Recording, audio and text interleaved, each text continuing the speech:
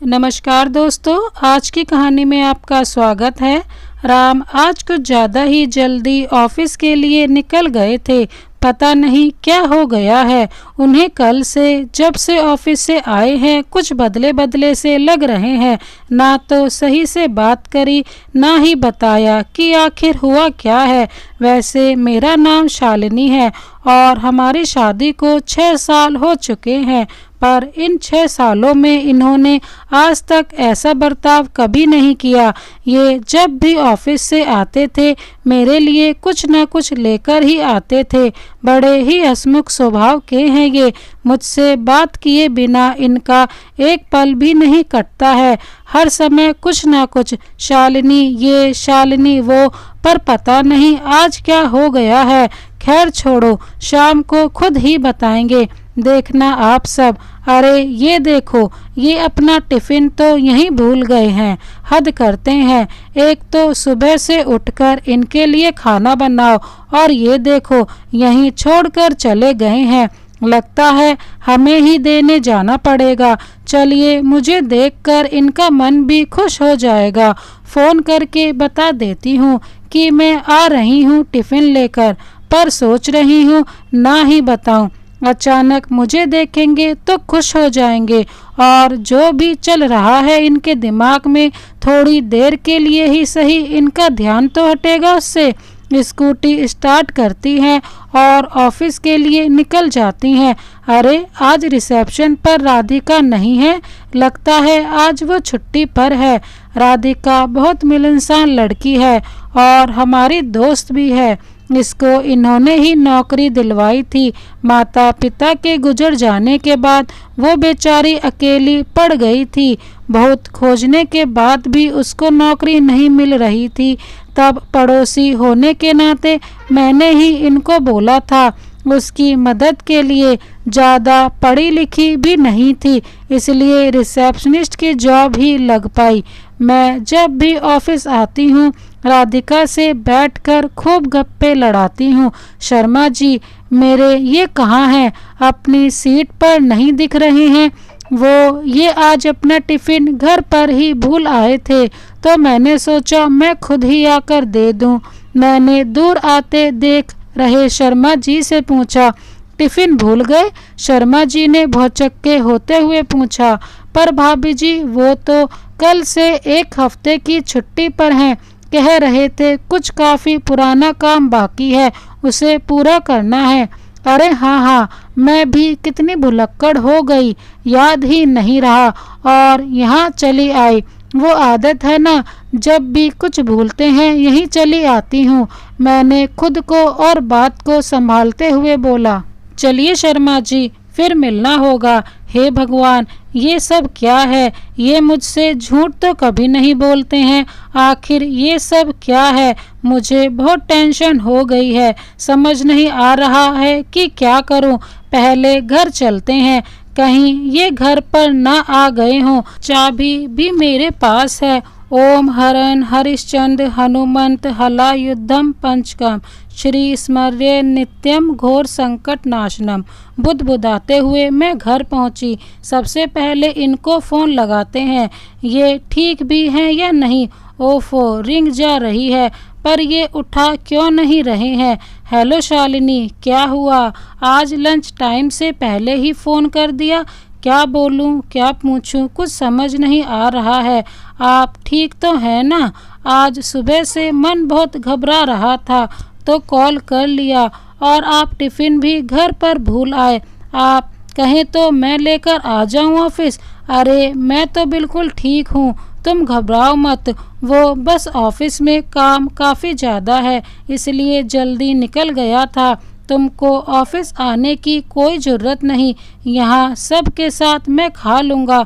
अच्छा चलिए ठीक है, आप अपना काम कर लीजिए और शर्मा जी और राधिका को मेरा हेलो बोल दीजिएगा। मैंने कपकपाती आवाज़ में बोला, लो तुम खुद ही हेलो बोल दो, राधिका यहीं मेरे पास में ही है। राधिका सुनो, शालिनी हेलो कह रही है।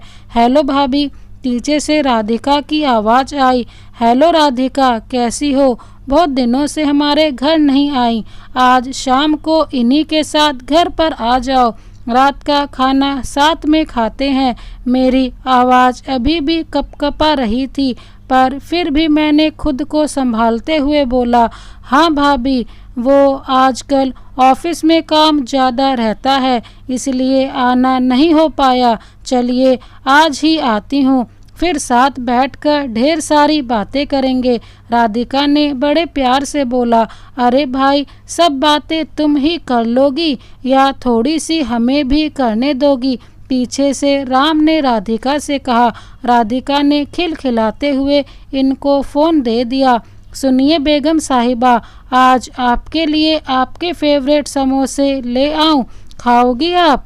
राम ने प्यार भरे अंदाज में पूछा। जी, जो आपको ठीक लगे, बोलकर मैंने फ़ोन कट कर दिया।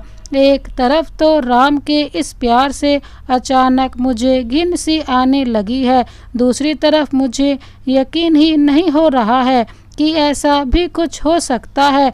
ऐसा कैसे हो सकता है? राम ऐसा कभी कुछ कर ही नहीं सकते। सब कुछ इतना अच्छा चल रहा है, हम अपनी ज़िंदगी में कितने खुश हैं। वो 6 साल, वो प्यार, वो धोखा तो नहीं दे सकते। नहीं, ऐसा कुछ भी नहीं है। शायद मैं ही गलत सोच रही हूँ। मुझे इन्हें वक्त देना होगा, समझना होगा कि ये ऐसा क्यों कर रहे हैं। हाँ, मेरे राम ऐसे हैं ही नहीं। मैंने मन में खुद को दिलासा देते हुए सोचा, आज से पहले इतना डर, इतनी घबराहट मुझे कभी नहीं हुई। मुझे समझ नहीं आ रहा है कि मैं करूं तो क्या करूं। सामने से जाकर राम से पूछ लूं या इंतज़ार करूं उनके बताने का। मेरा दिल अब बस इतना ही चाहता है, जो भी नज़र आ रहा है ऐसा कुछ भी ना हो, क्योंकि ऐसा कुछ भी हुआ तो शायद मैं जी ना पाऊँ। एक तरफ मेरे आंसू रुकने का नाम ही नहीं ले रहे हैं, दूसरी तरफ राधिका पर मेरा गुस्सा बढ़ता ही जा रहा है। इंतकाम की आग ने मुझे झुलसा दिया है। अब शायद मुझे समझ आ गया है कि मुझे क्या करना है। मेरा सारा प्यार अब गुस्से का बवंडर बन चुका है और अब मुझे इस धोखे का कर्ज उतारना ही है। हेलो, सुनिए जरा, आज घर में कई सारे चूहे दिख रहे हैं। शाम को आते हुए जरा चूहे मारने वाला जहर ले आइएगा। मैंने झट से राम से फ़ोन पर बोला। अब मुझे अपनी या किसी की कोई परवाह नहीं थी। मुझे बस किसी भी तरह से उन दोनों से बदला लेना था। बिल्कुल बेगम साहिबा, आपका हुक्म सर आँखों पर।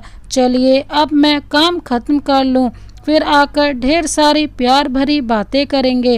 राम थोड़ा शरारती होते हुए बोले, अरे आप आइए तो सही, फिर ही तो सब होगा, पर ध्यान से चूहे मारने वाला जहर लाना मत भूलिएगा। इतना कहकर मैंने फ़ोन कट कर दिया।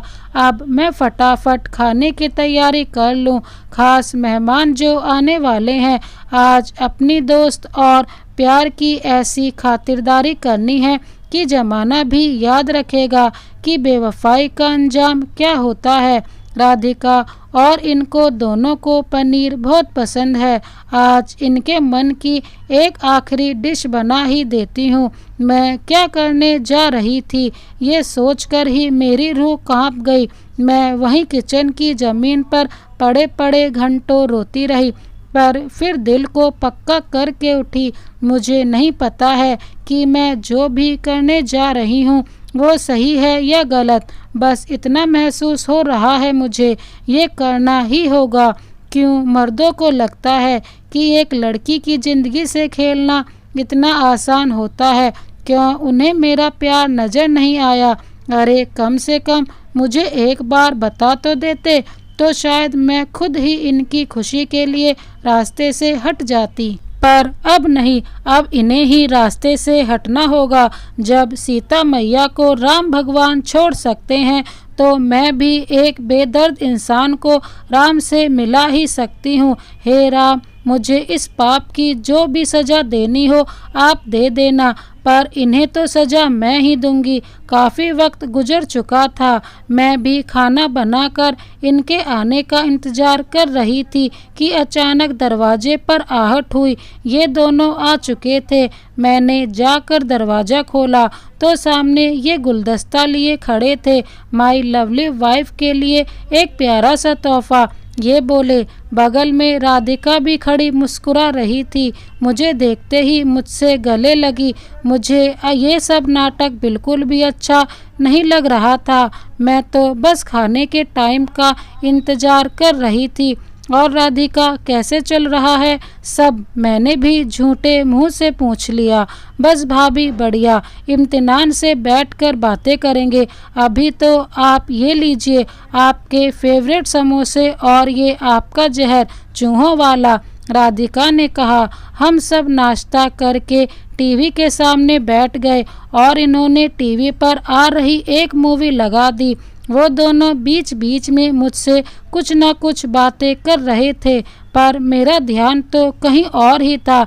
जैसे ही मूवी ख़त्म हुई मैंने झट से खाना लगाने की पेशकश कर दी। चूँकि टाइम भी काफ़ी हो गया था तो सब ने हामी भर दी। भाभी मैं आऊँ साथ में आपकी हेल्प करने को, और मुझे आपसे बात भी करनी है। राधिका ने बड़े सरल लहजे में मुझसे पूछा। नहीं नहीं, तुम आराम से बैठकर बातें करो, दिन भर की थक कर आई हो। मैंने बोला, पर मन में मेरे लिए यही चल रहा था कि अब इस कलमुही से मुझे तो कोई बात ही नहीं करनी। मैंने फटाफट गुस्से में चूहे मारने के जहर का पूरा पाउडर ही दोनों की सब्जी में मिला दिया और खाना सजाकर टेबल पर लगा दिया। आइए भाभी, आप भी बैठिए ना, साथ में ही खाते हैं। आप अपनी रोटियां भी सेक लाइए, राधिका ने जोर देते हुए कहा। तो मैंने भी हामी भर दी। मैं भी अपनी थाली सजा के ले आई और इनके बगल में बैठ गई। आज मैं इनको अपने हाथों से खाना खिलाना चाहती थी और मैंने किया भी यही। एक एक कोर मुझ पर भारी पड़ रहा था, पर मैं रुकी नहीं। राम भी मुझे बड़े प्यार से देख रहे थे। ऐसा लगा मानो कुछ कह रहे हों, पर आज मुझे कुछ भी रोक नहीं सकता था, चाहे वो मेरा प्यार ही क्यों ना हो। खाना खत्म हो गया। मैं अब बस होने वाले तमाशे का इंतज़ार करने लगी। पता नहीं इतनी हृदयहीनता मुझ में कहाँ से आई, पर सच ही बता रही हूँ, मैं चाह रही थी कि सब जल्दी खत्म हो। मैं अपने ख्यालों में खोई थी। राधिका की आवाज़ ने मुझे चौंका दिया। भाभी आइए ना, मुझे कुछ बात करनी है आपसे। पता नहीं कहाँ खोई हैं आज आप। जाओ, चली जाओ, कुछ बताना चाह रही है वो। राम उसको सपोर्ट करते हुए बोले। पता है मुझे ये जो भी बताना चाह रही है। मैंने झुंझलाते हुए मन में सोचा। हाँ राधिका आई बोलकर मैं राधिका के पास आ गई। भाभी मुझे आपसे कुछ ज़रूरी बात करनी है, पर प्लीज़ आप मुझे गलत मत समझिएगा।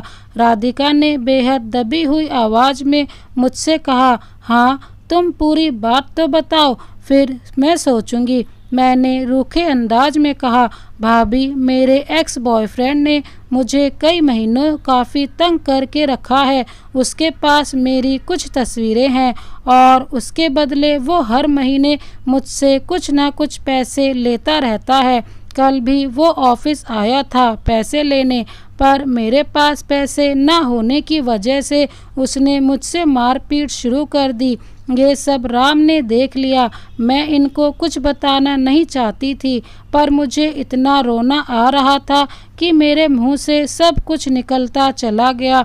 मुझे लगा राम मुझे गलत समझेंगे, पर इन्होंने मुझे ना सिर्फ सपोर्ट किया बल्कि आज उसके घर जाकर उसके मोबाइल और लैपटॉप से सब कुछ डिलीट कराकर उसका कबूलनामा भी फ़ोन में रिकॉर्ड कर लाए हैं। महीनों बाद मुझे जरा सा सुकून मिला है, वो भी बस आप लोगों की वजह से।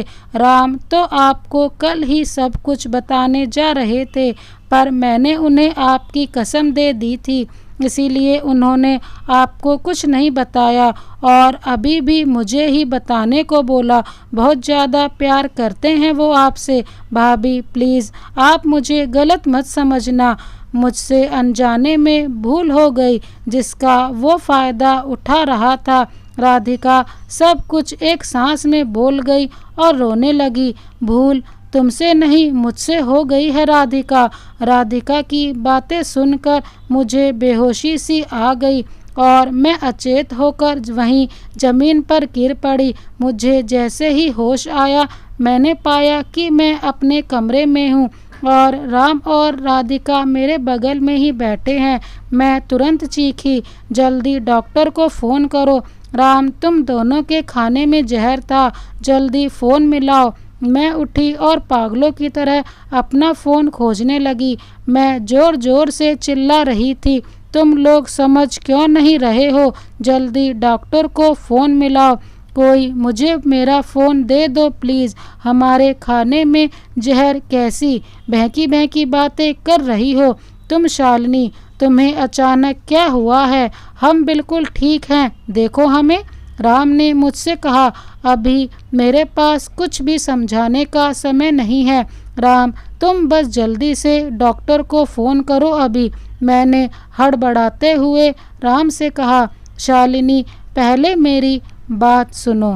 राम ने मेरा हाथ पकड़कर मुझे रोकते हुए बोला, मुझे कुछ नहीं सुनना है, कुछ भी नहीं। मैं लगभग चीखते हुए बोली, हटो हटो मेरे रास्ते से। मैंने सामने खड़ी राधिका से कहा और आगे वाले कमरे की तरफ भागी। सामने ही मेरा फ़ोन पड़ा हुआ था। मैंने जल्दी से फ़ोन उठाया और हमारे फैमिली डॉक्टर को तुरंत घर आने को कहा। डॉक्टर साहब सुनिए, गलती से खाने में चूहे मारने वाला जहर गिर गया और सब ने खाना खा भी लिया है। आप प्लीज़ जल्दी घर आ जाइए और अगर कुछ दवा मार्केट से लानी है तो वो भी बता दीजिए, मैं भाग कर ले आती हूँ। नहीं, आपको ऐसे कोई दवा नहीं देगा, मैं फ़ौरन ही निकलता हूँ, आप परेशान मत होइए। डॉक्टर साहब ने बोला तो थोड़ी सांस में सांस आई। मैंने पीछे मुड़कर देखा तो राम और राधिका दोनों ही मेरे पीछे खड़े मेरी बातें सुन रहे थे। तुम दोनों ठीक तो हो ना? कैसा लग रहा है तुम दोनों को? कुछ सर दर्द, घबराहट या पेट दर्द या कुछ भी अजीब सा महसूस हो रहा हो तो बताइए। हे भगवान, ये मुझसे कैसी भूल हो गई है, अपने होने पर भी मुझे शर्म आ रही है। अरे अरे जरा शांत हो जाओ, ऐसा तो कुछ भी नहीं लग रहा है, बस हल्का सा पेट में दर्द महसूस हो रहा है। राम ने राधिका की तरफ देखते हुए कहा, हाँ पेट दर्द तो मेरा भी हो रहा है। राधिका भी राम की तरफ देखकर बोली। फिर दोनों ही एक साथ हंसते हुए बोले, अरे इतनी चौक खड़िया खाने के बाद हल्का सा पेट दर्द तो ही हो सकता है। चौक? कैसी चौक? तुम दोनों क्या बोल रहे हो? मुझे तो कुछ समझ नहीं आ रहा है, मैंने हैरान होते हुए पूछा।